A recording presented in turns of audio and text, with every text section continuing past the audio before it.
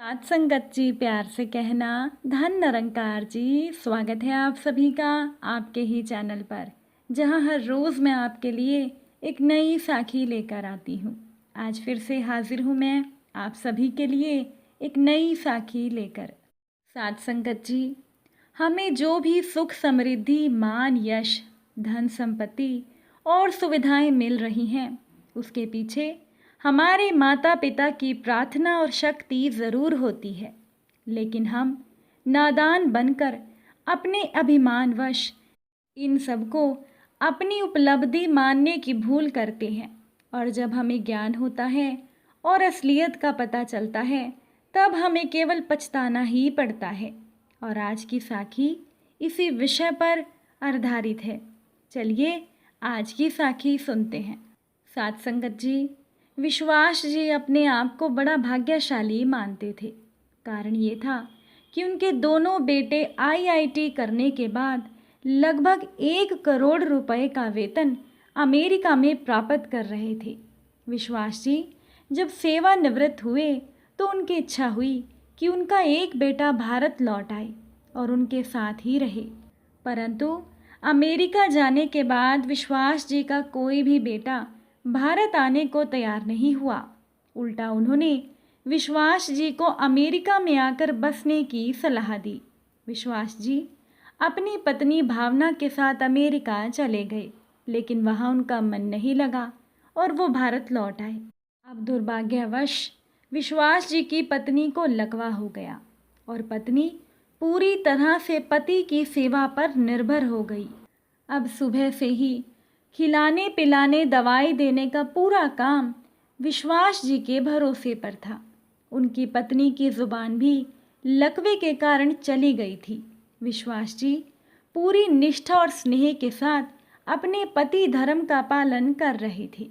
अब एक रात को विश्वास जी ने दवाई वगैरह देकर अपनी पत्नी भावना को सुलाया और खुद भी पास लगे हुए पलंग पर सोने चले गए। अब रात्रि के लगभग 2 बजे हार्ट अटैक की वजह से विश्वास जी की मौत हो गई। सुबह जब उनकी पत्नी भावना 6 बजे जागी तो इंतज़ार करने लगी कि उनके पति आकर उनकी मदद करें। अब इंतज़ार करते करते उनकी पत्नी को किसी अनिष्ट की आशंका हुई। साथ संगत जी, चूँकि विश्वास जी की पत्नी भावना खुद चलने में असमर्थ थी, इसीलिए उन्होंने अपने आप को पलंग से नीचे गिराया और फिर घसीटते हुए अपने पति के पलंग के पास पहुंची। उन्होंने अपने पति को हिलाया डुलाया, पर कोई हलचल नहीं हुई। पत्नी समझ गई कि विश्वास जी अब नहीं रहे। पत्नी की जुबान लकवे के कारण चली गई थी, इसीलिए किसी को आवाज़ देकर बुलाना भी भावना जी के वश में नहीं था और उनके घर पर कोई और सदस्य भी नहीं था। उनका फ़ोन बाहर ड्राइंग रूम में लगा हुआ था। पत्नी भावना ने पड़ोसी को सूचना देने के लिए घसीटते हुए फ़ोन की तरफ बढ़ना शुरू कर दिया। लगभग 4 घंटे की मशक्क़त के बाद भावना जी फ़ोन तक पहुंची और उन्होंने फ़ोन के तार को खींचकर नीचे गिराया। पड़ोसी का नंबर जैसे तैसे लगाया।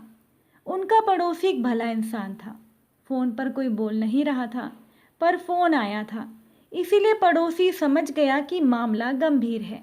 उसने आस पड़ोस के लोगों को सूचना देकर इकट्ठा किया। सभी लोग दरवाज़ा तोड़कर घर में चले गए। सभी ने देखा कि विश्वास जी अपने पलंग पर मृत पड़े थे और उनकी पत्नी भावना टेलीफोन के पास मृत पड़ी थी। पहले विश्वास जी और फिर उनकी पत्नी भावना की मौत हुई।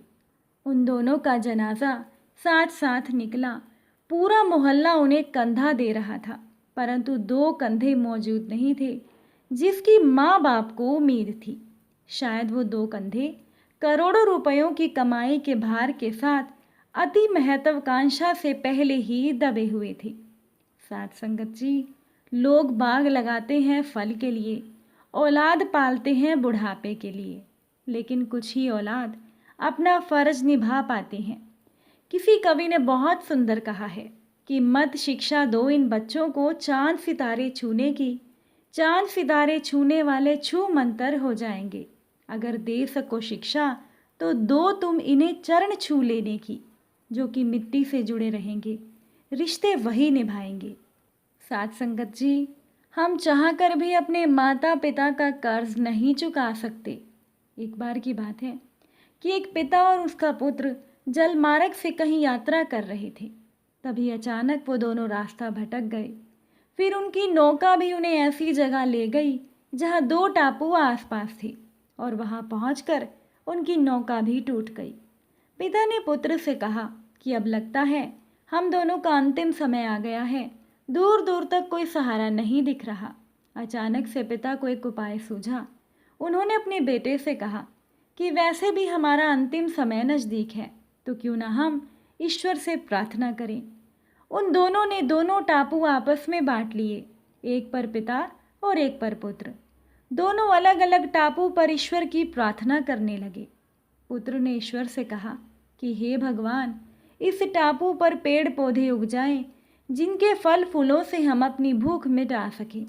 ईश्वर ने प्रार्थना सुनी।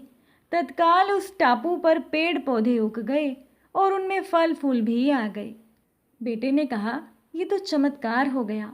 बेटे ने सोचा कि अब तो मेरी प्रार्थना ईश्वर सुन रहे हैं, तो क्यों ना मैं ईश्वर से यहाँ से बाहर निकलने का रास्ता मांग लूँ। उसने ऐसा ही किया। उसने प्रार्थना की कि यहाँ एक नाव आ जाए जिसमें सवार होकर मैं यहाँ से बाहर निकल सकूँ। तत्काल नाव प्रकट हुई और पुत्र उसमें सवार होकर बाहर निकलने लगा। तभी एक आकाशवाणी हुई कि बेटा, तुम अकेले जा रहे हो, क्या तुम अपने पिता को साथ नहीं लोगे। पुत्र ने कहा, उनको छोड़ो, प्रार्थना तो उन्होंने भी की थी, लेकिन आपने उनकी प्रार्थना नहीं सुनी। शायद मेरे पिता का मन पवित्र नहीं था, तो उन्हें इसका फल भोगने दो। आकाशवाणी ने कहा, क्या तुम्हें पता है कि तुम्हारे पिता ने क्या प्रार्थना की थी। बेटा बोला, नहीं। तो आकाशवाणी बोली, सुनो, तुम्हारे पिता ने एक ही प्रार्थना की थी कि हे भगवान, मेरा पुत्र आपसे जो भी मांगे उसे दे देना, क्योंकि मैं उसे दुख में हरगिज़ नहीं देख सकता, और अगर मरने की बारी आए तो मेरी मौत पहले हो, और जो कुछ तुम्हें मिल रहा है उन्हीं की प्रार्थना का परिणाम है। आकाशवाणी से ये सुनकर बेटा बहुत शर्मिंदा हो गया। साथ संगत जी, हमें जो भी सुख समृद्धि मान यश मिलता है, उसके पीछे हमारे माता पिता की प्रार्थनाएं ज़रूर होती हैं, लेकिन हम नादान रहकर अपने अहंकार में इन सबको अपनी उपलब्धि मानते हैं। और जब हमें ज्ञान होता है, जब हमें असलियत का पता चलता है, तब हमें केवल पछताना ही पड़ता है। हम चाहकर भी अपने माता पिता का ऋण नहीं चुका सकते। इसीलिए जितना हो सके अपने माता पिता की सेवा कीजिए। आशा करती हूँ कि आज की ये छोटी सी साखी आपको ज़रूर पसंद आई होगी, और इसे सुनने के बाद आपकी जो भी प्रतिक्रिया हो कमेंट में ज़रूर बताइएगा। साथ संगत जी, प्यार से कहना, धन निरंकार।